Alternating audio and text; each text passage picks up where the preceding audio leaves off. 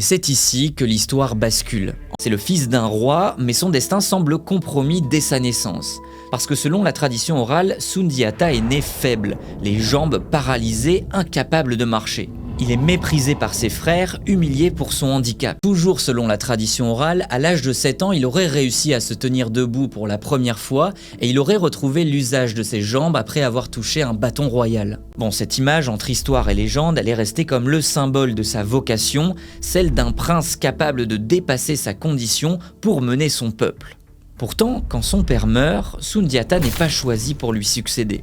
Sa faiblesse passée le discrédite et son demi-frère, devenu roi à sa place, le pousse lui et sa mère à l'exil. Et c'est précisément dans cet exil qu'il grandit, qu'il apprend et qu'il forge son caractère. Mais pendant ce temps, dans le Mandé, la menace s'intensifie. L'oppression de Sumaoro devient peu à peu insupportable pour les Malinké. Ils se souviennent alors de l'enfant boiteux, devenu homme, le prince promis. Sundiata est rappelé de son exil pour prendre la tête de la résistance face au royaume du Sosso. Et c'est ici que l'histoire bascule. En fait, très vite, le jeune prince devient très populaire et il fédère autour de lui les forces de différents royaumes en lutte contre Sumaoro.